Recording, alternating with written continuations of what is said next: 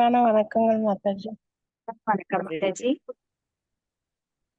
நமோ விஷ்ணுபதாய கிருஷ்ணகிருஷ்டாய பூதலே ஸ்ரீமதி ஜெயபதாக சுவாமிநிதி நாமினே நமாச்சாரிய பாதாய நிதாய கிருபபதாயினே கௌரகத தாமதாய நகர கிராமதாரிணி நமோ விஷ்ணுபதாய கிருஷ்ணகிருஷ்டாய பூதலே ஸ்ரீமதி பக்தி வேதாந்த சுவாமிநிதி நாமினே நமஸ்தே சாரஸ்வதே தேவரி கௌரவாணி பிரச்சாரிணி நிர்விசேஷண்யவாதி பாச்சாத்ய தேசதாரிணி जय श्री कृष्ण चैतन्य प्रभु नित्यानंद श्री अद्वैत गदाधर शिवासादि गौर भक्त वृंद हरे कृष्ण कृष्ण कृष्ण हरे हरे हरे राम राम राम हरे हरे नारायणं नमस्कृत्यं नरं चैव नरोत्तमं देवीं सरस्वतीं व्यासं ततो जयमुदीरयेत् नष्टप्रायेषु अभद्रेषु नित्यं भागवत सेवया भगवती उत्तम श्लोके भक्तिर्भवति नैष्ठिकी मोहं करोति वाचालं पङ्गुं लङ्घाय दिगिरिं यत्कृपातमहं वन्दे गुरुं दीनतारिणं परमानन्दं माधवं श्रीचैतन्य ईश्वरम्। ॐ नमो भगवते वासुदेवाय। ॐ नमो भगवते वासुदेवाय। ॐ नमो भगवते वासुदेवाय। Divine Grace Bhakti Vedanta Swami Srila Prabhupada की जय। காண்டம் 3 முதல் புத்தகம் அத்தியாயம் 15. हरे कृष्ण माताजी, प्रणाम माताजी। प्रणाम माताजी। हरे कृष्ण माताजी, प्रणाम माताजी। प्रणाम हरे कृष्ण माताजी, प्रणाम माताजी। எந்த புக்குங்க மாதாஜி? மூன்றாவது காண்டம், ஃபர்ஸ்ட் புக்குங்க, அத்தியாயம் 15, பதம் 42. Correct. Thank you Mataji. Hare Krishna. பதம் 41 நினைக்கிறேன். 42 மாதாஜி. ஓகே, 42. प्रणाम माताजी। हरे कृष्ण। हरे कृष्ण। अत्रोपसृष्टम् इति सोत्स्मितम् इन्दिरायाः स्वानाप्रिया विरचितम् बहुशौष्ठवाट्यम् मह्यम् भवश्य भवदां च भजन्तमङ्गम् नेमुर्निरीक्ष्यन वितृप्त त्रिशो मुदा கைக. படிக்கிறாங்க மாதாஜி. நான் படிக்கிறேன் மாதாஜி. ஹரே கிருஷ்ணா. மொழிபெயர்ப்பு. பக்தர்களின் மதிநுட்பத்தினால் பல்லாற்று நானூறு விரிவுரைக்கப்படும் நாராயணரது கண்ணை கவரும் அழகுக்கெல்லாம் அழகு செய்யும் அதிர்ஷ்ட தேவதையான லட்சுமியின் அழகினையும் வெல்லும் வண்ணம் இருந்தது. அன்பார்ந்த தேவர்களே, இவ்வாறு தன்னை வெளிப்படுத்தி காட்டிய பகவான் என்னாலும் சிவபெருமானாலும் உங்கள் எல்லோராலும் வணங்குவதற்குரியவர் ஆவார். திறந்த விழி மூடாது அவரது அழகினை அள்ளி பருகிய முனிவர்கள் ஆனந்தம் மீதூர தமது சென்னி தாழ்த்தி அவரது தாமரை திருவடிகளை பணிந்தனர். பொருளுரை. அதிகரித்து கொண்டே போகும் பகவானின் அழகினை வர்ணிக்க போதுமான வார்த்தைகள் கிடையாது. பகவானின் உலக மற்றும் ஆன்மீக படைப்புகளிலேயே எழில்நலம் மிக்கவள் அதிர்ஷ்ட தேவதையான லட்சுமியே ஆவாள். தான் மிக்க அழகுடையவர் என்னும் உணர்வு அவளிடம் இருக்கிறது. இருந்தும் பகவான் முன்னால் அவளது அழகு தோற்கடிக்கப்பட்டது. அதாவது பகவானின் முன்னர் லட்சுமி தேவியின் அழகு 2ஆம் இடத்தில் தள்ளப்பட்டது என்று கூறலாம். வைணவன் கவிஞர்களின் வார்த்தைகளின்படி கண்ணை கவரும் பகவானின் அழகு 1000 மன்மதர்களை தோற்கடிக்க கூடியதாகும். ஆதலினாலேயே அவர் மதன மோகனம் என்றழைக்கப்படுகிறார். மேலும் பகவான் கூட சில நேரங்களில் ராதாராணியின் அழகில் மயங்குகிறார் என்று குறிப்பிடப்பட்டிருக்கிறது. கவிஞர்கள் அச்சூழ்நிலைகளில் கீழ் பகவான் மதன மோகனாக இருந்த போதிலும் கூட அவர் மதன தாகன் அல்லது ராதாராணியின் அழகில் மயங்கியவர் என்று விளக்குகின்றனர். உண்மையில் பகவானின் எழிலான மேன்மை மிக்கதாகும். அது வைகுண்ட லோகத்தில் உள்ள லட்சுமி தேவியின் எழிலை வெல்லக்கூடியதாகும். வைகுண்ட லோகத்தில் பகவானின் பக்தர்கள் பகவானை அழகில் சிறந்தவராக காண விரும்புகின்றனர். ஆனால் கோலோகம் அல்லது கிருஷ்ணலோகத்தில் உள்ள பக்தர்கள் கிருஷ்ணரை காட்டிலும் அழகு மிக்கவராக ராதாராணியை காண விரும்புகின்றனர். இதில் சரிக்கட்டுகின்ற முறை என்னவென்றால், தனது பக்தர்களை மகிழ்ச்சியடச் செய்பவர் என்னும் பொருள் தரும் பக்தவத்சலம் என்னும் பெயரை பகவான் இத்தன்மைகளை மேற்கொள்வதனாலேயே சிவபெருமான் பிரம்மதேவன் பிற தேவர்கள் போன்ற பக்தர்கள் அனைவரையும் மகிழ்ச்சி அடைய செய்கிறார். இங்கும் கூட பக்தர் முனிவர்களான குமாரர்களுக்காக பகவான் தனது எழில் கோலத்துடன் காட்சி தந்தார். அவர்களும் தங்கள் விழிகளினால் பகவானை விழுங்கி விடுவது போல ஆவல் தீராது தொடர்ந்து அவரையே பார்த்து கொண்டிருந்தனர். ஹரே கிருஷ்ணா மாதாஜி. நன்றி மாதாஜி. ஹரே கிருஷ்ணா. ஹரி போல். பகவானது அழகினை ஹரே கிருஷ்ணா பற்றி மாதாஜி. பதம் எத்தனை மாதாஜி? மாதாஜி 42. 42 முடிஞ்சு. 42 இப்ப படிச்சிருக்கோம் 15வது அத்தியாயத்துல.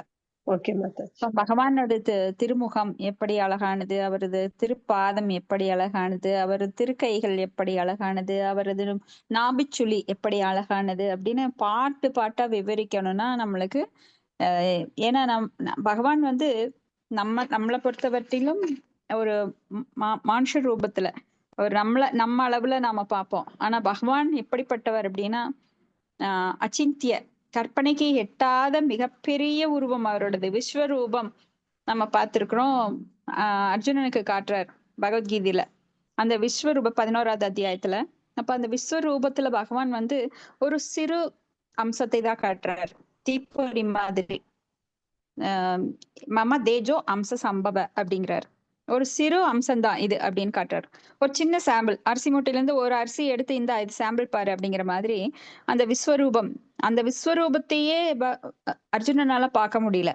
ஏன்னா 8 திக்கல்ல 10 திக்கும் பறந்து விரிந்து எங்கெங்கு நோக்கினும் பகவானது திருமுகமும் பகவானது பௌதிக தோற்றம் அப்படியே வியாபித்து இருக்குது எல்லா பக்கம். அவரை தவிர வேற எங்கேயுமே பார்க்க முடியல. பயந்து போயிடுறாரு அர்ஜுனன். அப்படின்னா அவரோட இது வந்து ஒரு சிறு அம்சம். அப்படின்னா மிகப்பெரிய அம்சம் அப்படின்னு பார்க்க போனா நம்மளுக்கு விழிகள் மட்டும் பத்தாது அவரது திவ்யமான ரூபத்தை காண.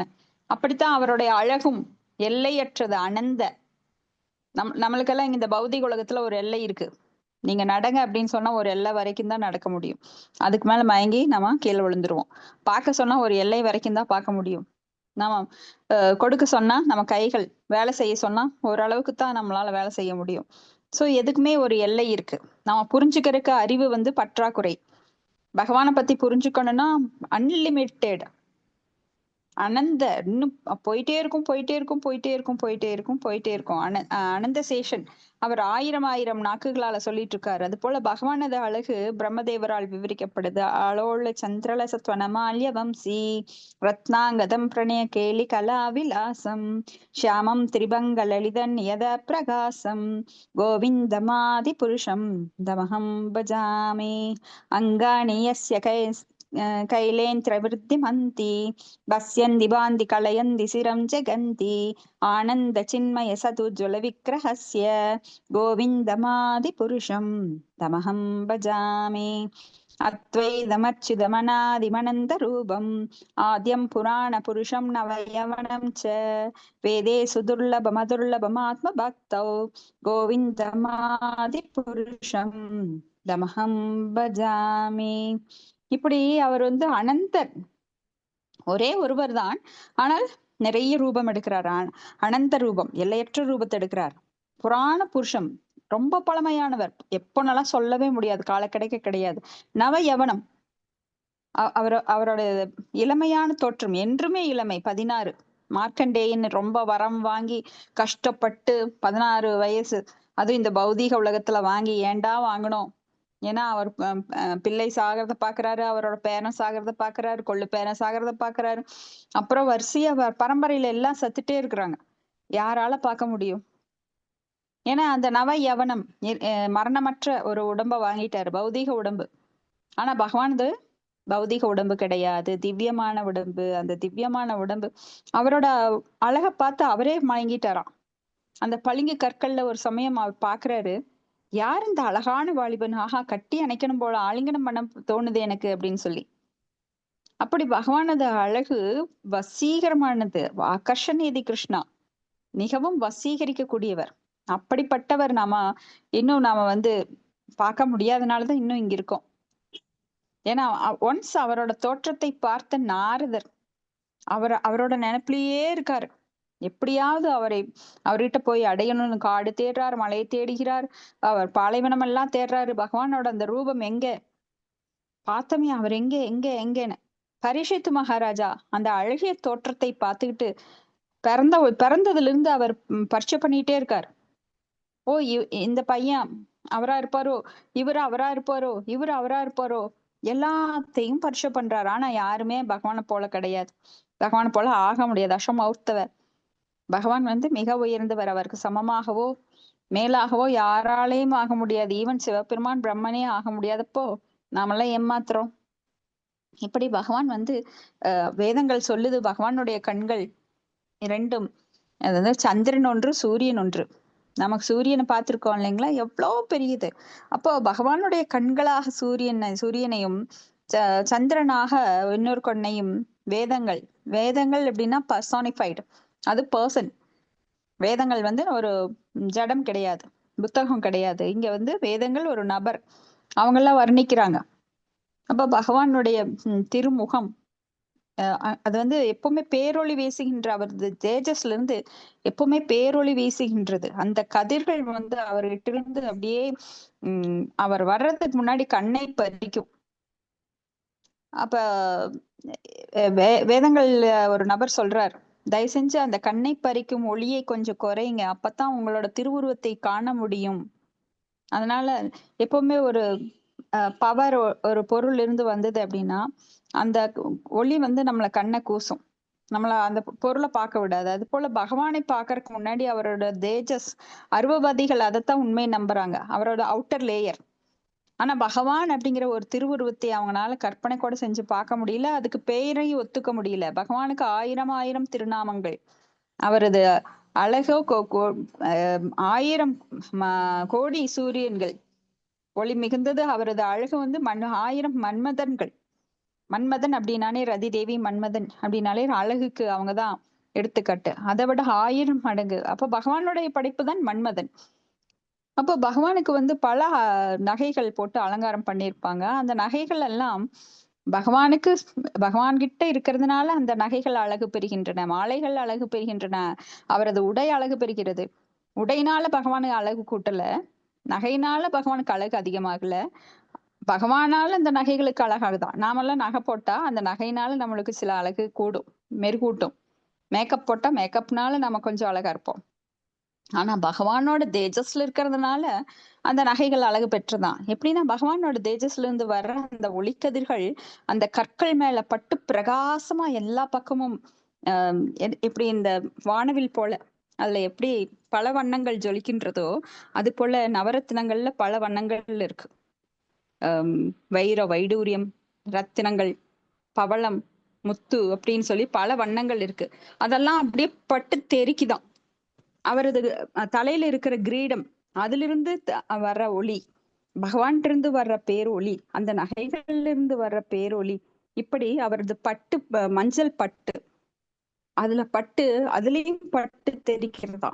பகவானுடைய பாதங்கள்ல சலங்கை, அதுலயும் பட்டு தெரிக்கின்றதா. இப்படி எல்லாமே பகவானுடைய தலையிலிருந்து கால் வரைக்கும் அந்த பெருக்கெடுத்து ஓடும் அந்த ஒளியானது கீழே அப்படியே வர்றப்போ கங்கை தவழுகின்றதா இல்ல அந்த ஒளி ஓடுதா அப்படின்னு ஒண்ணுமே புரியல.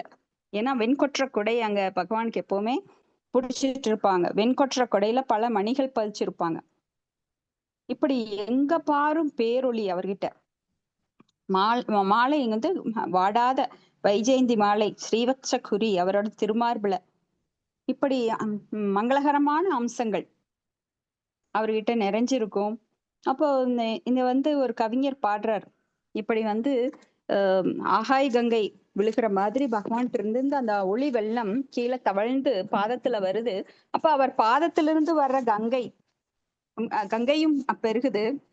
இப்படி ஒரே ஒளி வெள்ளம் வானத்துல.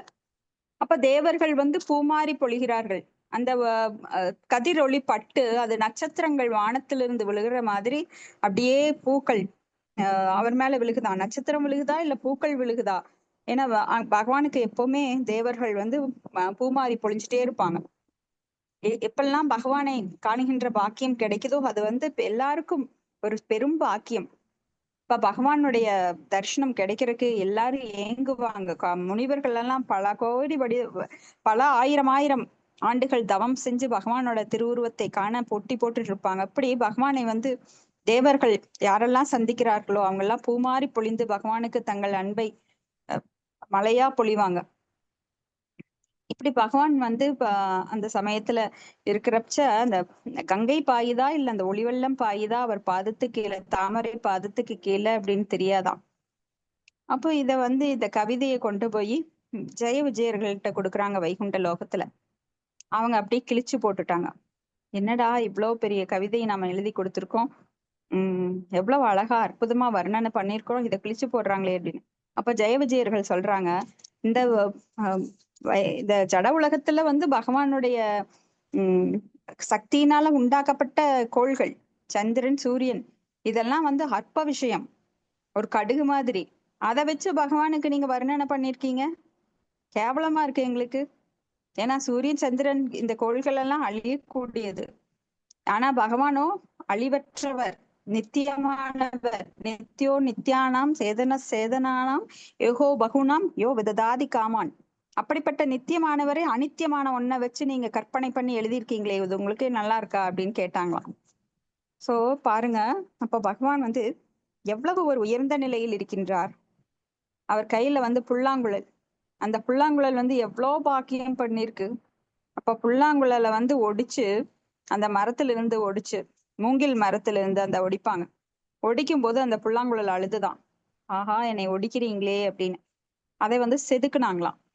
செதுக்கும் போது அதுக்கு ரொம்ப துன்பம், அப்பா உடம்பெல்லாம் எனக்கு ரொம்ப தீ மாதிரி எரியுதேன்னு அதுல துளையிட்டாங்களாம்.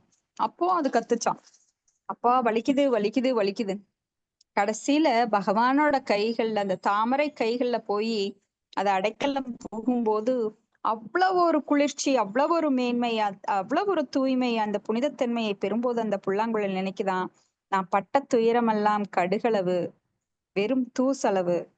ஆனா இதுக்காக பகவான்கிட்ட கிடைக்கின்ற அந்த பேரின்பம், அதுக்காகத்தான் நான் இப்படி கஷ்டப்பட்டேன்னா, ஆஹா பகவானோட கைகள்ல நான் கிடைக்கின்ற பாக்கியம், அது பகவானுடைய திருவாயிலிருந்து அவர் ஊதுகின்ற அந்த காத்து எனக்குள்ள வர்றப்போ எத்தனை இன்பம். அதை பலருக்கு பகவான் அந்த இனிமையை கொடுத்து எல்லார் காதுகளையும் நிறைய வைக்கிறாரே. பகவானுக்கு ஒரு கையில ஒரு கருவியாக நான் இருக்கிற பாக்கியம் கிடைக்கிறதுக்கு நான் பட்ட துன்பம் ஒண்ணுமே கிடையாது. அப்ப இப்படித்தான் நம்ம வாழ்க்கையில பலர் கஷ்டப்படுறோம். பக்தர்கள், பக்தர்கள் தூய பக்தி நிலைக்கு வர வர அவங்க செதுக்கப்படுகிறார்கள். நிறைய பேருக்கு கஷ்டம் வரும், பக்திக்கு வர்றப்பதான் அவங்களுக்கு நிறைய கஷ்டத்தை உணர்வாங்க. முதல்ல கூட நல்லா இருந்தனே, பக்திக்கு வந்தனே, அது உயர்ந்த பக்தியான கிருஷ்ண பக்தி எடுக்கும் போது அவங்க தூய்மைப்படுத்த ஆரம்பிக்கிறாங்க. சோ தூய்மைப்படுத்தும் போது என்ன ஆகும், குப்பை மேல பறக்கும்.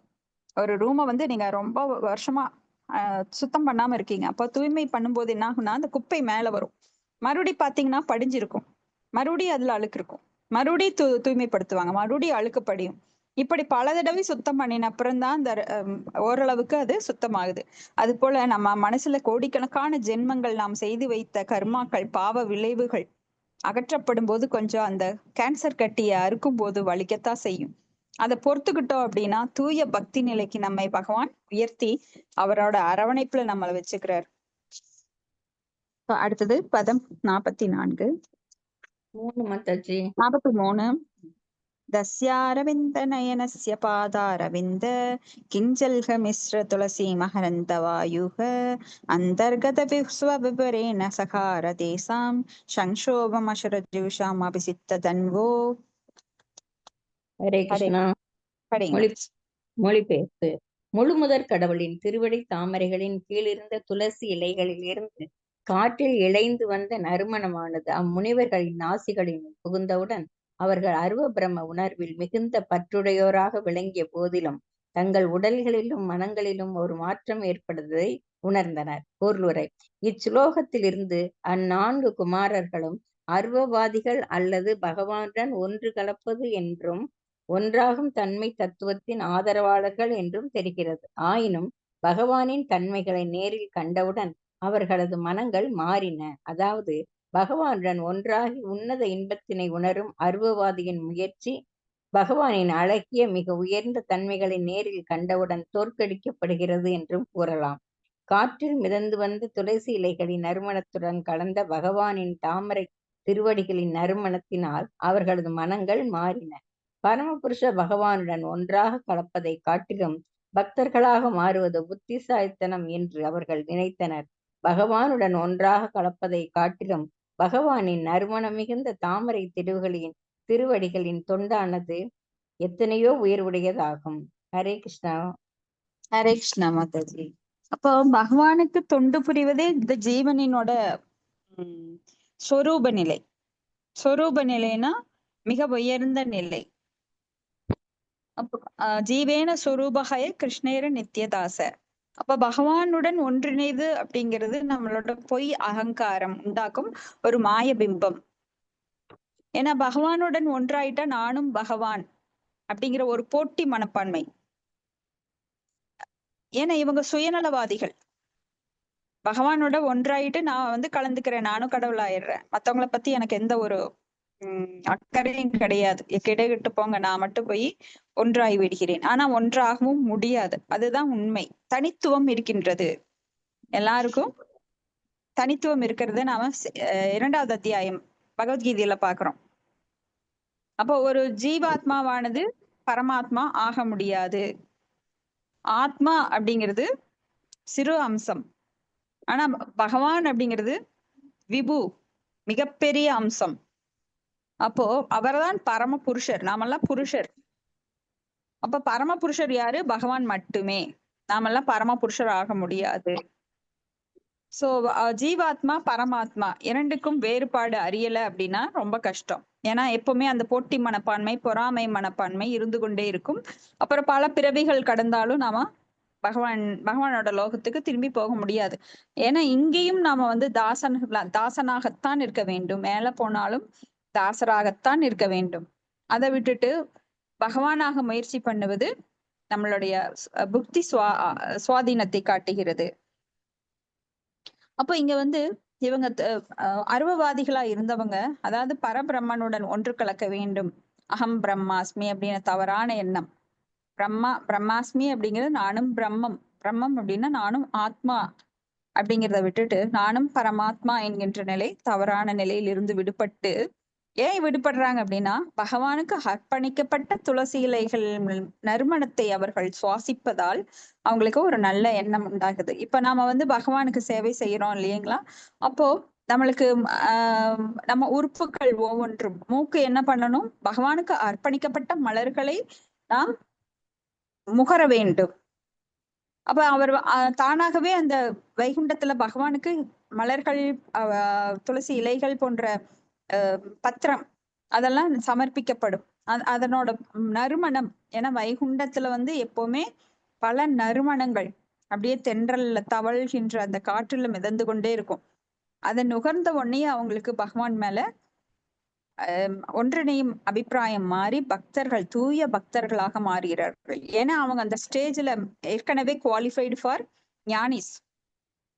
சோ அந்த ஞான தளத்திலிருந்து உயர்றது ரொம்ப ஈஸி. ஆனா கர்மகாண்டிகள் அந்த தளத்துக்கு உயர்றது ரொம்ப கஷ்டம். இடைப்பட்ட அந்த ஸ்டேஜஸ் எல்லாம் கடந்து போகணும். ஆனா இவங்க முதல்லயே மேல இருக்கிறதுனால, எலிவேட்டட் ஸ்டேஜ்ல இருக்கிறதுனால டக்குன்னு அவங்க மாறிட்டாங்க பக்தர்களா. ஏன்னா அவங்க +2 படிச்சிருக்காங்க. அப்ப காலேஜுக்குள்ள நுழையிறது ஈஸி. ஆனா 5th ஸ்டாண்டர்ட்லயோ 4th ஸ்டாண்டர்ட்ல இருக்கிறவங்க டக்குன்னு காலேஜுக்குள்ள நுழைய முடியாது. சோ ஏற்கனவே அவங்க ஞானிகள், அவங்க யோகிகள், இதுல எல்லாம் வெற்றி பெற்றவர்கள். அதனால பக்திக்குள்ள சீக்கிரமே அவங்களால காலடி எடுத்து வைக்க முடிஞ்சது. 44வது ஸ்லோகம். தேவா அமுஷ்ய வதனாசித பத்மகோஷம் உத்வீஷ்ய சோந்தர தராதர ருத்தஹாசம் லப்தாசிஷ புனர் அலேஷ்ய ததீயம் அங்கிரி பகவதின் அழகிய திருமுகத்தோயம் நிதத்யூக. கிருஷ்ணா மாதாஜி, நான் படிக்கிறேன் மாதாஜி. ஹரே கிருஷ்ணா. மாதாஜி. மொழிபெயர்ப்பு தொகுத்து வழங்கியவர் தெய்வ திரு ஆஷா பக்தி வேதாந்த சுவாமி பிரபுபாதருக்கு ஜெய். பகவானின் அழகிய திருமுக தோற்றம் நீல வண்ண தாமரையின் உட்பகுதியை போல் அவர்களுக்கு காட்சி தந்தது. அவரது புன்னகையோ மலர்ந்த முல்லை மலர்களைப் போல தோன்றியது. பகவானின் திருமுகம் அழகினை கண்டவுடன் அம்முனிவர்கள் முழு திருப்தி அடைந்தனர். அவர்கள் அவரை மேலும் காண விரும்பி அவரது தாமரை திருவடிகளில் சிவந்த ரத்தினங்களைப் போல ஜொலித்த விரல் நகங்களை நோக்கினார். இவ்வாறு அவர்கள் பகவானின் உன்னதொடரில் இடைக்கோலங்களை மேலும் மேலும் கண்டு இறுதியில் பகவானின் தனிப்பட்ட வடிவத்தினை தியானிப்பதில் வெற்றி அடைந்தனர். ஹரே கிருஷ்ணா மாதாஜி. நன்றி மாதாஜி. ஹரே கிருஷ்ணா. நன்றி மாதாஜி. அப்ப சூனியத்தை நோக்கி தியானம் பண்றவர்களுக்கு வெற்றி என்பது மிக மிக வெகு மிக தூரத்துல இருக்கு. ஆனா இவங்களுக்கோ பகவானோட திரு ரூபத்தை பார்த்த உடனேயே அந்த ரூபத்தை தியானிக்க தொடங்குறாங்க. பகவானுடைய திருமுகத்தை, அந்த திருமுகத்தை காண்பதை விட அவரது பாத சுவடுகளை முதல்ல தியானிக்கணும். அப்ப அந்த பாத சுவடுகள் நகங்களில் இருந்து வருகின்ற அந்த ஒளி கீற்று, ஏன்னா பகவானுடைய அம்சமானது தலையிலிருந்து கால் வரைக்கும் பல கோடி சூரிய மின்னல்களை போன்று பல வண்ணங்கள் அவர்கிட்ட வெளிப்படும். அப்போ பகவானை திருமுகத்தை பார்த்து யாராலையும் சூன்யவாதத்தை தியானிக்க முடியாது. ஏன்னா பகவானது ரூபமானது அவ்வளவு எழில் மிக்கது. அப்போ உண்மையான நிலையை அவங்க அடைஞ்சாங்க. ஏன்னா பகவானை ரூபத்தில் தியானிப்பதுதான் உண்மையான நிலை. ஏன்னா பகவானுக்கு ரூபம் உண்டு. ஏன்னா பகவானில் இருந்து தோன்றிய நம்மளுக்கே ரூபம் கொடுத்திருக்காரு. இப்ப நம்மளுக்கெல்லாம் ரூபம் இல்லை. பல ஆவிகள் ஒரு குடும்பத்துல இருக்குது. அம்மா ஆவி, அப்பா ஆவி, மகன் ஆவி, ஒரு மகள் ஆவின்னு யாராவது ஐடென்டிஃபை பண்ண முடியுமா? அம்மா அப்படின்னா ஒரு ரூபம் இருந்தா தான் அந்த ரூபத்தை வைத்து அவங்களுக்கு அன்பு செலுத்த முடியும். அப்பா அப்படிங்கிற ஒரு ரூபத்தில் இருந்தா தான் எனது அப்பா அப்படிங்கிற அடையாளம் தெரியும். சோ பகவானுக்கும் அடையாளம் உண்டு. பகவான் ரூபமற்றவர் அல்ல. ஏன்னா அது ரொம்ப அபராதம் பகவானுக்கு ரூபம் இல்லைன்னு சொல்றது. ரூபம் இல்லாத ஒன்றுக்கு உங்களால எப்படி அன்பு பரிமாற்றம் பண்ண முடியும்? இப்ப மகன்னு சொன்னா ஒரு ரூபத்துல இருந்தாதான் நாம அந்த குழந்தைக்கு ட்ரெஸ் போட முடியும், ஏதாவது வாங்கி தர முடியும், அந்த குழந்தைக்கு அன்பு பரிமாற்றம் பண்ண முடியும், ஊட்ட முடியும். ஆனா ரூபமே இல்லாத ஒரு குழந்தைகிட்ட எப்படி நாம இப்ப அன்பு பரிமாற்றம் பண்ண முடியும்? சோ அன்புதான் அடிப்படை. அந்த அன்புதான் பக்தி யோகம். சோ அன்பினால் பிறப்பதுதான் இந்த பக்தி யோகம் அப்படிங்கிறது. பதம் 45. ஆனா இந்த அருவவாதிகள் எப்படி உருவமில்லாத ஒன்றிடம், ஒளிக்கற்ற இடம், ஒரு பகவானோட புறத்தோற்றத்துல அருவ அம்சத்துல ஓம் அப்படிங்கிற மந்திரம் மட்டும் ஜெபிக்கிறாங்க. ஆனா நம்மளுக்கு பாருங்க எவ்வளவு சகஸ்ர நாமம் அப்படின்னு சொல்லப்படுகின்ற மந்திரங்களை நாம ஜெபிக்கிறோம். பகவானது ஒவ்வொரு சொற்களும் ஒவ்வொரு பெயர்களும் வலிமை கொண்டவை. ஒவ்வொன்றுக்கும் ஒவ்வொரு அர்த்தம் இருக்கு. மதன மோகனா, மதுசூதனா, பேரிலும் நிறைய அர்த்தங்கள் இருக்கு. ஆனா அர்த்தமற்ற முறையில அவங்க சூனியத்தை அவங்க வழிபடுறதுனால அவங்க எதையுமே உணர முடியறது இல்ல. அது வெறுமை. அது ஒரு உணர்வை தூண்டாது, பாசிட்டிவான உணர்வை தூண்டாது. சோ ஒரு சமயத்துல அவங்க வெறுத்து போயிடுறாங்க, என்னடா வாழ்க்கை அப்படின்னு. அடுத்தது ஸ்லோகம் 45. பும்சாம் கதிம் மிருகயதாம் இஹ யோக மார்கைர் ஞானாஸ்பதம் மக்பகு மதம் நயனா பிராமம் பௌம்ஸ்னம் வபுர்தர்ஸ்யானாம் அனன்ய சித்தைர் ஔத்பத்திகை சமக்ருணன் யுதம் அஷ்டபோகைக. ஹரே கிருஷ்ணா மாதாஜி. நான் படிக்கிறேன் மாதாஜி. படிங்க. மொழிபெயர்ப்பு. பகவானின் இக்கோலமே யோக முறைகளை பின்பற்றுவர்களினால் தியானிக்கப்படுகிறது. இதுவே தியானத்தில் யோகிகளுக்கு மகிழ்ச்சி அளிக்கிறது. மகா யோகிகளினால் நிரூபிக்கப்பட்டிருப்பதினால் இது கற்பனை என்று உண்மையே ஆகும். பகவான் 8 வகையான சாதனைகளை முற்றிலும் உடையவராக விளங்குகிறார். ஆனால் பிறருக்கோ இச்சாதனைகள் முழு நிறைவுடன் கிடைப்பதற்கு சாத்தியமே இல்லை. பொருளுரை. யோக முறையின் வெற்றியானது இங்கே மிக அழகாக விளக்கப்பட்டிருக்கிறது. யோக மார்க்கத்தை பின்பற்றுவோர்களின் தியானத்தின் உட்பொருளாக விளங்குவது நாற்கரங்களையுடைய நாராயணர் வடிவமே என்பது இங்கே சிறப்பாக குறிப்பிடப்பட்டிருக்கிறது. தற்காலத்தில் யோகி என்று தம்மை அழைத்துக் கொள்வோர் நாற்கரங்களையுடைய நாராயணர் வடிவத்தை குறித்து தியானிப்பதில்லை. சிலர் அருவம் அல்லது சூனியத்தை தியானிக்க முயற்சிக்கின்றனர். ஆனால் சரியான முறையினை பின்பற்றும் மகா யோகிகள் இதனை அங்கீகரிக்கவில்லை. உண்மையான யோக மார்க்கமானது புலன்களை கட்டுப்படுத்தி தனியான தூய்மையான இடத்தில் அமர்ந்து இந்த அத்தியாயத்தின் இச்சுலோகத்தில் விவரிக்கப்பட்டிருக்கும் 4 குமாரர்களின் முன்னால் தோன்றிய நாற்கரமுடைய நாராயணரின் வடிவத்தை தியானித்தல் வேண்டும். கிருஷ்ணரது விரிவே இங்கு இந்த நாராயணர் வடிவமாகும். ஆகையினால் கிருஷ்ண பக்தி இயக்கம் இப்பொழுது பரப்பிக் கொண்டிருப்பதே உயர்ந்த உண்மையான யோக மார்க்க பயிற்சியாகும். பயிற்சி பெற்ற பக்தி யோகிகளால் கிருஷ்ண உணர்வே உயர்ந்த யோகமாக மேற்கொள்ளப்படுகிறது. யோக பயிற்சியின் அனைத்து கவர்ச்சிகளுக்கும் இடையே 8 வகையான யோக நிறைவுகளை சாதாரண மனிதன் மிகுந்த சிரமத்தின் பேரிலேயே அடைய முடிகிறது. ஆனால் இங்கே 4 குமாரர்களின் முன்னர் தோன்றிய பகவான் மேலே குறிப்பிடப்பட்டிருக்கும் 8 வகையான நிறைவுகளையும் தன்னிடத்தில் நிரம்ப பெற்றவராக விளங்கினார் என்று குறிப்பிடப்பட்டிருக்கிறது. உயர்ந்த யோக மார்க்க முறையானது ஒரு நாளின் 24 மணி நேரமும் கிருஷ்ணரை சிந்திப்பதுவே ஆகும். இதுவே கிருஷ்ண உணர்வு என்று அழைக்கப்படுகிறது. ஸ்ரீமத் பாகவதம் மற்றும் பகவத்கீதை போன்றவற்றிலும் அல்லது பதஞ்சலி யோக முறையிலும் விவரிக்கப்பட்டிருக்கும் யோக முறையானது மேலை நாடுகள் பொதுவாக அறிந்து கொண்டிருக்கின்ற தற்காலத்தில் முறையிலும் விவரிக்கப்பட்டு பொதுவாக அறிந்து கொண்டிருக்கின்ற தற்காலத்தில் பயிற்சிக்கப்படுகின்ற ஹடயோகத்திலிருந்து முற்றிலும் வேறுபாடுடையதாகும். உண்மையான யோக பயிற்சியானது முதலில் புலன்களை கட்டுப்படுத்துவதாகும்.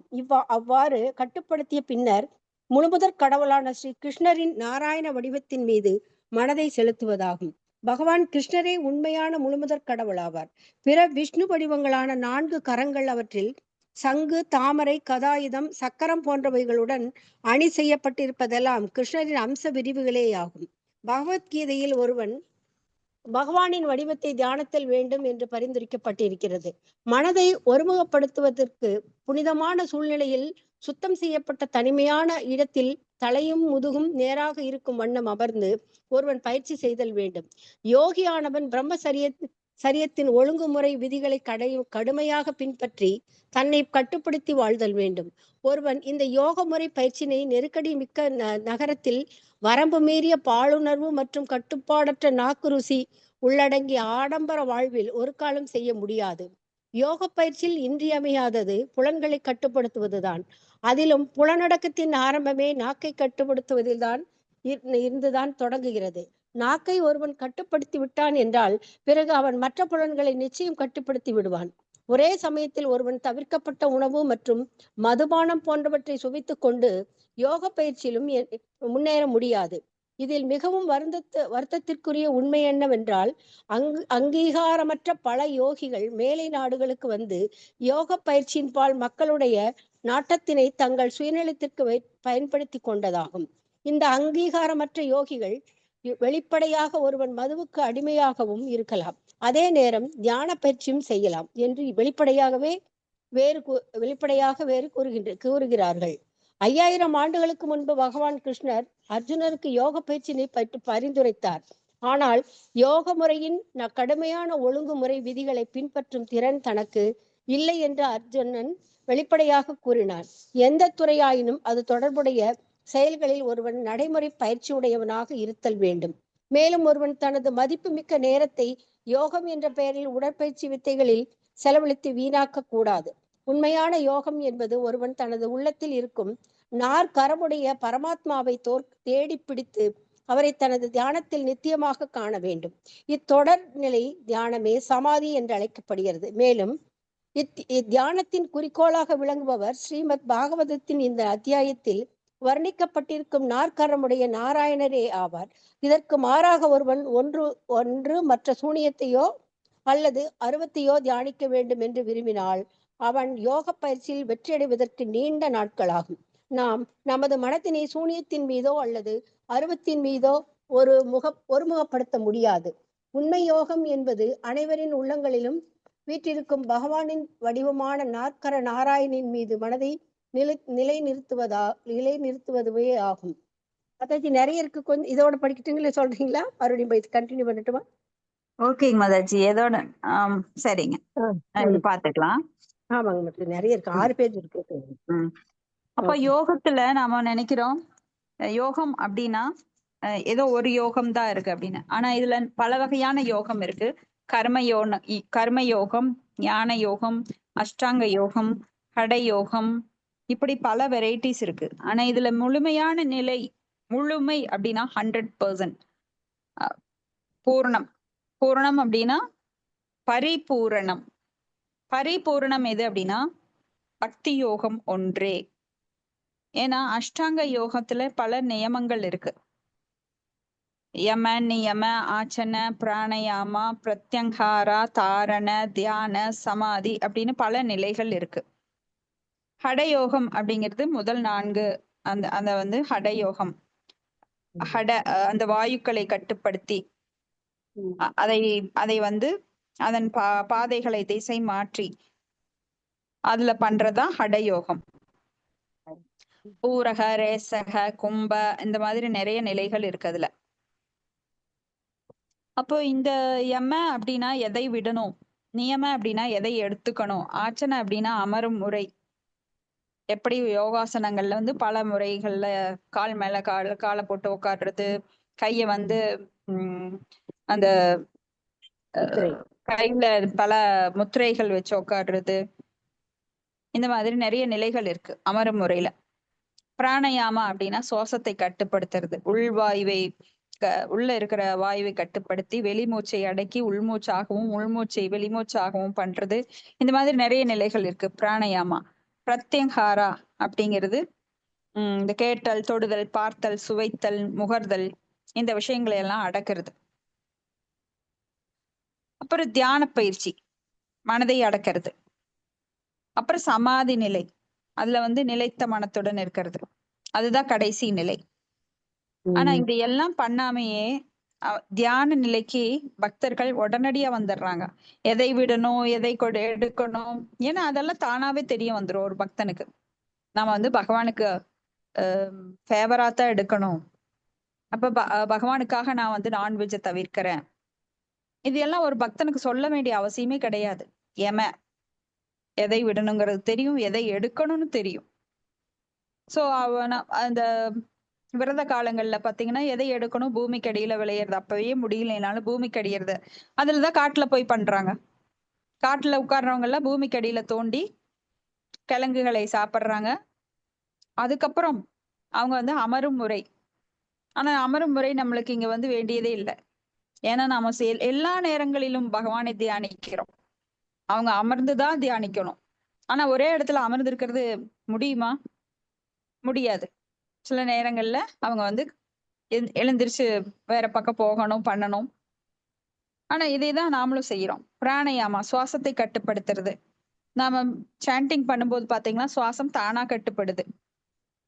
பிரத்யங்காரா, கேட்டல், தொடுதல், பார்த்தல், சுவைத்தல், முகர்தல், இது எல்லாம் வந்து நம்மளுக்கு ஆட்டோமேட்டிக்கா கண்ட்ரோல் ஆகுது. ஏன்னா பகவானை பற்றித்தான் ஒரு பக்தன் கேட்க தன் காதுகளை கொடுக்கின்றான். தொடுதல் அப்படிங்கிறது தன் பக்தர்களை தொடர்றதுக்கு மட்டும்தான், ஆலிங்கனம் பண்றதுக்கு தான் அவன் விரும்புகிறான். பார்த்தல், பகவானுடைய திருவுருவத்தை பார்ப்பதற்கு விரும்புகிறான். சுவைத்தல், அவன் பிரசாதத்தை மட்டுமே சுவைக்க விரும்புகிறான். முகர்தல், அவன் பகவானுக்கு அர்ப்பணிக்கப்பட்ட பூக்களையும் துளசிகளையும் நுகர மட்டுமே அவன் விரும்புகிறான். இப்படி எல்லாத்துலயும் அவனுக்கு கண்ட்ரோல். சோ அனுகூல்யச சங்கல்ப, பகவானுக்கு அனுகூலமானது எல்லாவற்றையும் அவன் தொடர்ந்து செய்யறான். அப்புறம் மூச்சு பயிற்சி. நம்ம மூச்சு பயிற்சி வந்து ஜபம் செய்யும் போது தானா அது வந்துருது மூச்சு பயிற்சி. அப்போ நிலைத்த மனம், அந்த சமாதி நிலை. சோ இந்த மாதிரி தாரண பௌதிகத்திலிருந்து நாம விடுபடுறது. சோ எந்த ஒரு பக்தனுமே படிப்படியாக அவன் புலனின்ப விஷயங்களை விட்டுறான். அவனுக்கு வேற விஷயங்கள்ல ஆர்வம் வர்றது கிடையாது. டிவி பாக்குறதோ, நாடகம் பாக்குறதோ, சினிமாக்கு போறதோ, ஷாப்பிங் பண்றதோ, இல்ல குடும்பத்துல வந்து எக்ஸ்ட்ரீமா கல்யாணங்களுக்கு போறது, டெத்துக்கு போறது, இந்த மாதிரி பல விஷயங்களை அவன் அவாய்ட் பண்ணிடுறான். தானாகவே அது நடக்குது. அவனுக்கு சொல்ல வேண்டிய அவசியம் இல்லை, இதை செய் அதை செய். ஏன்னா ஒரு பக்தனுக்கு நற்குணங்கள் தானாகவே வந்து அமைகின்றன. அதனால இந்த ப்ராசஸ் எல்லாம் அவனுக்கு ஆட்டோமேட்டிக்கா நடந்து அவன் அஷ்டாங்க யோகிகள் செய்கின்ற அந்த யம நியம ஆச்சனை போன்ற பல்வேறு முறைகளை பல ஆண்டுகள் பயிற்சி செய்யறத ஒரு பக்தன் ரொம்ப வெகு விரைவுல வந்து அவன் சமாதி நிலையில நிலைத்த மனம் அந்த நிலைக்கு வந்துடுறான். சோ இந்த கர்ம யோகிகள் என்ன பண்றாங்க, கர்ம காண்டத்துல ஈடுபட்டு கொஞ்சம் கொஞ்சமா தேவ வழிபாட்டுல வந்து அப்புறம் தானம் தவம் இந்த மாதிரி யாகம் எல்லாம் செஞ்சு பல நிலைகளை எல்லாம் கடந்து வர்றதுக்கு ரொம்ப வருஷம் ஆகும். இப்படி கர்ம யோகிகளாகட்டும் ஞான யோகிகள் பகவானை உள்முகமாக சிந்தித்து அவங்க வந்து பகவான் பரமாத்மாவாக ஹிருதயத்துக்குள் இருக்கிறார் அப்படிங்கிறத உணர்ந்து ஹிருதயத்தின் உள்நோக்கி தியானம் பண்ணி பரம்பொருளை அந்த பரமாத்மாவை அறிந்து அவர்தான் அப்படிங்கிறத அறிந்து பகவானோட நிலைக்கு வர்றதுக்கு இன்னும் லேட் ஆகும். ஏன்னா நம்ம 3 நிலைகள் பாக்குறோம்.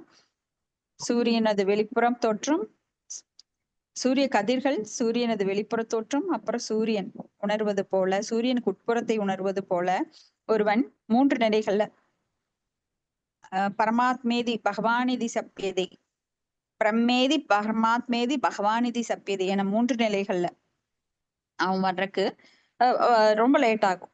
ஆனா ஒரு பக்தன் இந்த 2 நிலைகளுக்கும் மேல 3வது நிலைக்கு தானாகவே முதல்லயே ஒரே ஸ்டெப்ல வந்துடுறான். சோ அவன் ஒரு கஷ்டப்பட்டு எல்லாத்தையும் சுத்தி அடிச்சு வர்றது கிடையாது. நேரடியாக லிஃப்ட்ல போற மாதிரி உயர்ந்த நிலைக்கு தானா வந்துடுறான், பகவான்ற நிலைக்கு. அப்போ ஒரு பக்தனோட நிலைமை இவங்களோட ஒப்பிடவே முடியாது. சாதக பக்தனாக இருந்தாலும் எப்போ இந்த அறிவை அவங்க இந்த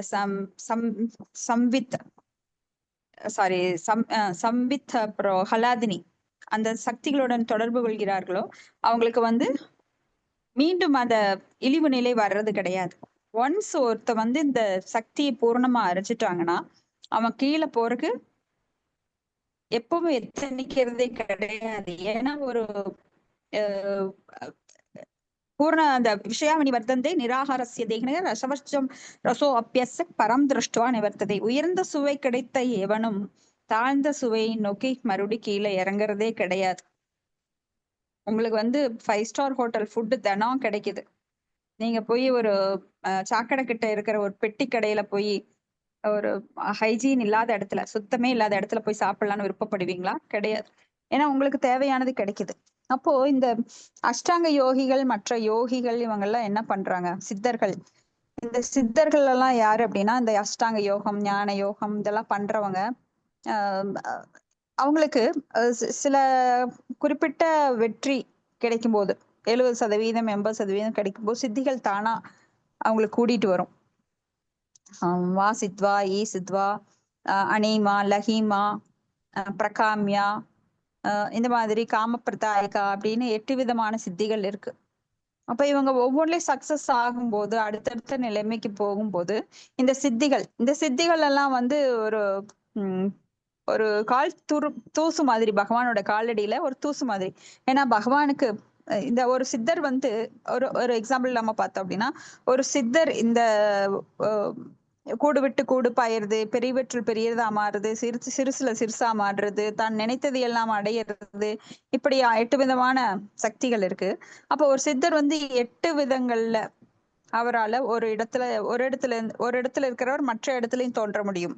இப்ப இங்க இருக்கார், அவினாஷில இருக்கார் அப்படின்னா, திருப்பூர்ல இருக்கார், சூலூர்லயும் இருக்கார், கோயம்புத்தூர்ல இருக்கார், அப்போ திருவண்ணாமலையில இருக்கார் அப்படின்னு கேள்விப்பட்டோம்னா இது எப்படி ஒருத்தரால் இப்படி 8 இடத்துல இருக்க முடியுதுன்னு ஆச்சரியப்படுவோம். ஆனா பகவான் என்ன பண்ணினார்? அந்த பசுக்களை கன்றுக்குட்டிகள் எல்லாம் ஒழிச்சு வச்சுட்டாரு பிரம்மா. 3 லட்சம் கன்றுக்குட்டிகளை அந்த கோபர்களை எல்லாம் ஒழிச்சு வச்சிட்டார்.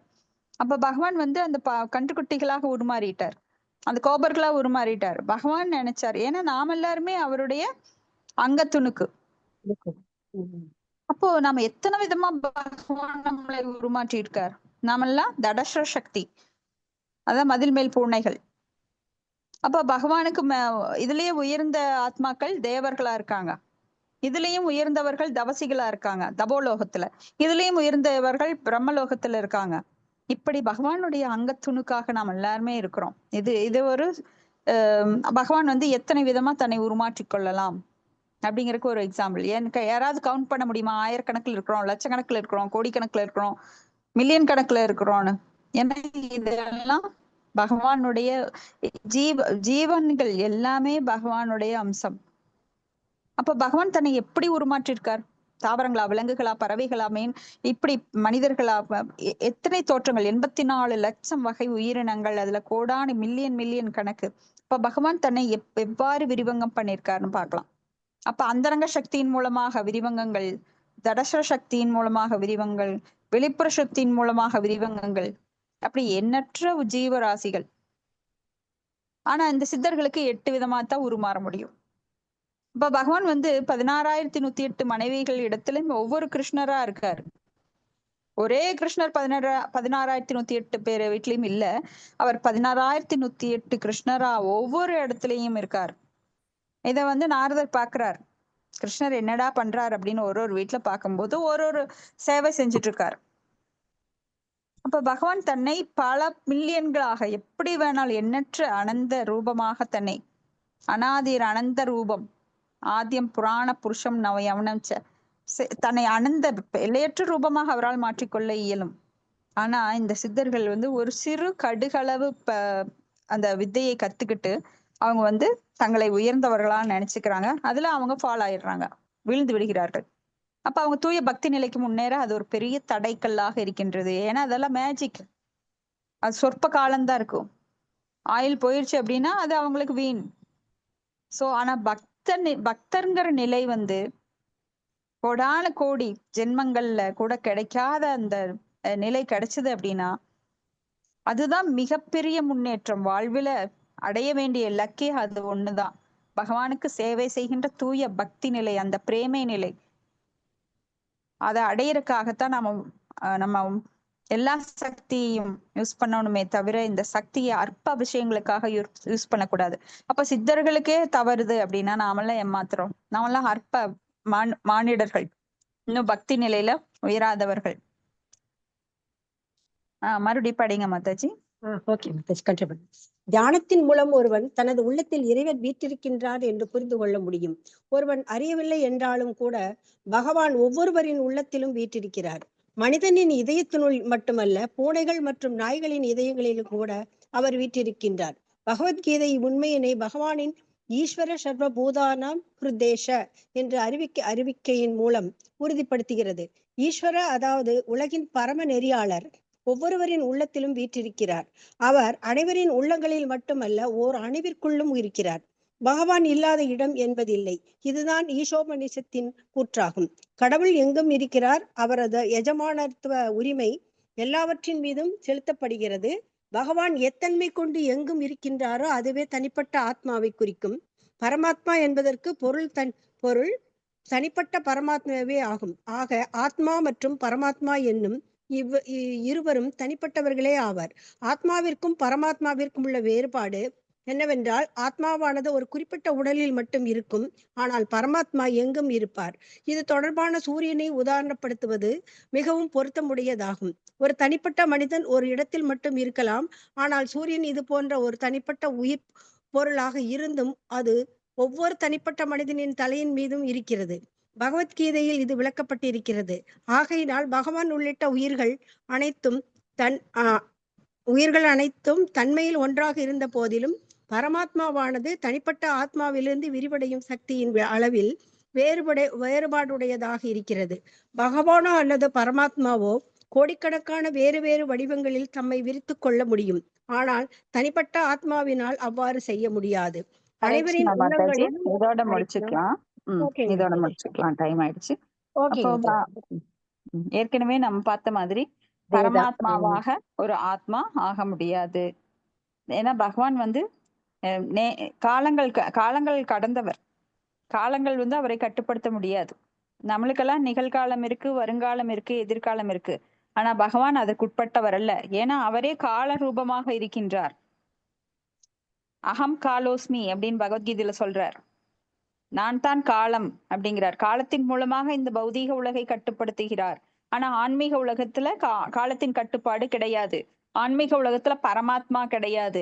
இந்த பௌதீக உலகத்துலதான் பரமாத்மா. அப்ப பரமாத்மாவுக்கும் ஆத்மாவுக்கும் வேறுபாடு உண்டு. ஆத்மா என்கின்றது ஒரு பௌதீக உடலை எடுத்து அதனால் மூடப்பட்டிருக்கிறது. ஆனால் பரமாத்மாவோ அப்படி கிடையாது. எப்பொழுதுமே திவ்யமான உடம்பு அவருக்கு. அப்போ ஆத்மாவானது ஒரு குறிப்பிட்ட உடல்ல மட்டும்தான் இருக்கும். ஆனா பரமாத்மா எங்கும் இருக்கிறார். இதை நாம வந்து அந்த அவதாரங்கள்ல கர்ப்போதகசாயி விஷ்ணு புருஷ அவதாரங்கள்ல பார்க்கலாம். கர்ப்போதகசாயி விஷ்ணு, காரண உதகசாயி விஷ்ணு, சீரோதகசாயி விஷ்ணு. சோ எல்லா பிரபஞ்சங்களுக்குள்ளும் அவரை வந்து நுழையும் போது எப்படி ஒரு தாயை வந்து தந்தையால் கருவூட்டப்படுகிறாளோ அது போல இந்த பூமியானது ஒரு தாயின் வடிவமா சொல்லிட்டோம் அப்படின்னா, அப்ப பகவானான கிருஷ்ணர் அவருடைய சக்தி, கிருஷ்ணரே உள்ள நுழையிறது கிடையாது, அவரது சக்தி உள்ள நுழையும் போதுதான் இந்த பூமியானது சுழல ஆரம்பிக்க முடியும். இல்லைன்னா அது வெறுமனவே ஒரு பந்து போட்ட பந்து மாதிரி கிடக்கும். அசைவற்ற நிலையில ஒரு பூமியானது அப்படியே கிடக்கும். அது மேல காற்றுல மிதக்கவும் முடியாது. எப்படி இந்த பூகோளம் மட்டுமல்ல, பல கோள்கள் காற்றில் மிதக்கின்றது. இப்போ ஒரு பொருளை தூக்கி போட்டா அது வந்து உடனே கீழே விழுகுது இல்லைங்களா? அது மாதிரி பூமி ஏன் விழுகல, பல கோள்கள் ஏன் விழுகல, அதனோட சுற்றுப்பாதையில எப்படி சுத்துது, இதுக்கெல்லாம் காரணம் பகவானுடைய சக்தி தான். ஏன்னா அவர் சக்திமான். அவரது சக்திகள் இல்லாம எதுவுமே இயங்க முடியாது. அப்ப நம்ம உடல் என்ன? இயந்திரம். இந்த இயந்திரத்துக்குள்ள பகவானது அம்சமான அந்த ஆத்மா இருக்கங்காட்டிக்குத்தான் அது இயங்குது. அது வெளியில போயிடுச்சு. ஏன்னா யந்திர ரூடானி மாயையா ஈஸ்வர ஹிருதயேசு அர்ஜுன திஷ்டதி அப்படின்னு சொல்லி நாம பாக்குறோம் பகவத்கீதையில 18வது அத்தியாயத்துல பகவான் சொல்றாரு. அப்ப இந்த எந்திரத்தில் இருக்கிற ஆத்மா மூலமாதான், பகவானுடைய அம்சத்தின் மூலமாகத்தான் இந்த உடல் இயங்குகின்றது. பரமாத்மா உள்ளிருக்காரு, ஆத்மா உள்ளிருக்கு, ஆத்மாக்கு பக்கத்துல பரமாத்மா இருக்கார். அவரை கொடுக்கிற சக்தியில தான் இந்த உடம்பு இயங்குது. அப்ப ஆத்மானால தனிப்பட்ட முறையில இயங்க முடியாது. ஆனா நாம நினைச்சிட்டு இருக்கிறோம், நான் தான் இயங்குகிறேன், என் கையை நான் அசைக்கிறேன், என் காலை நான் அசைக்கிறேன், அதனால அது இயங்குது, நான் சம்பாதிக்கிறேன், நான் பேசுறேன். இதுக்கெல்லாம் பரமாத்மாவோடைய அனுகிரகம் இருக்கணும். ஏன்னா 33 தேவர்கள் நம்மளோட ஒவ்வொரு உறுப்புக்கும் கண்ட்ரோலர்ஸ் அவங்க இருக்காங்க. அவங்களுக்கு யாரு அதிகாரம் கொடுக்குறா? அந்த பரமாத்மா அதிகாரம் கொடுக்கிறார். இந்த ஜீவராசியை பேசவை, இந்த ஜீவராசி கையை தூக்கவை, எடுக்கவை, நடக்கவை. ஆனா அறியாமையில இருக்கிற இந்த ஜீவராசிகள் என்ன நினைக்குது? பிரகிருதேக கிரியமானானி குணைக கர்மாணி சர்வசக அகங்கார விமூடாத்மா கர்த்தாகமிதி மன்யதே. நான் தான் எல்லாத்துக்கும் கர்த்தா, நான் செய்பவன், நான் செய்யறதுனால தான் எல்லாம் நடக்குது அப்படின்னு அத அந்த அகங்காரத்தினால நினைக்குது. ஸோ இதை இன்னும் நாம டீப்பா இன்னும் பார்க்க போறோம். ஸோ இந்த யோகிகள், ஞானிகள் இவங்கெல்லாம் வந்து ரொம்ப கஷ்டப்பட்டு பகவானோட திருவுருவத்தை மறுக்கிறதுனால அவங்க வந்து நல்ல காலங்கள், அதாவது சூரியன் வடக்கு திசையில வருகின்ற உத்தராயண காலம், தெற்கு திசையில போகின்ற தட்சிணாயன காலம், அதுலயும் வந்து வளர்ப்பிறை காலம் 15 நாட்கள் மாதத்துல வளர்ப்பிறையில தங்களை உயிரை விடணும்னு நினைப்பாங்க. அவங்க அந்த அஷ்டாங்க யோகமெல்லாம் பண்ணி அந்த ஒவ்வொரு சச்சக்கரா அந்த தியானம் எல்லாம் பண்ணி பிரம்மர் அந்தத்தின் வழியா உயிரை எடுக்கணும்னு நினைப்பாங்க. அப்புறம் அதுலயும் பாத்தீங்கன்னா வெளிச்சத்துல உயிரை விடணும், இரவு நேரத்துல, சூரியன் மறைந்த நேரத்துல உயிரை விடக்கூடாது. இப்படி எத்தனையோ கண்டிஷன்ஸ், ரூல்ஸ் எல்லாம் இருக்கு.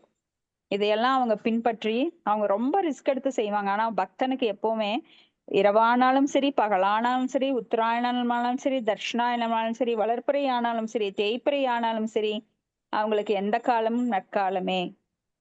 ஏன்னா பகவானுடைய கரத்தை பற்றினவங்க, பகவானது திருவடி தாமரைகளை சரணடைந்த எந்த ஆத்மாக்கும் கெட்ட நேரங்கிறதே கிடையாது. எந்த நேரத்தில் உடலை விட்டாலும் அவங்க வந்து பகவானுடைய லோகத்திற்கே திரும்பி செல்கிறார்கள். அது பகவானே கேரண்டி தரார். ஏன்னா அவங்க மறுபிறப்பு எடுக்க வேண்டிய அவசியம் இல்லை அப்படிங்கிறத பகவத்கீதையில சொல்றாரு. சோ பக்தர்களா இருக்கிறது மிக எளிது. ஆனால் அதற்கு நம்மளுக்கு ஒரு திட பிரக்ஞா, வைராக்கியத்தோட இருக்கணும். ஆனா அஷ்டாங்க யோகமோ இல்ல அந்த குட்டிக்கரணம் அடிக்கிறதெல்லாம் நம்மளுக்கு ரொம்ப கஷ்டம். ஸோ உங்களுக்கு ஏதாவது கருத்துக்கள் ஏதாவது இருந்தா நீங்க டிஸ்கஸ் பண்ணலாம்.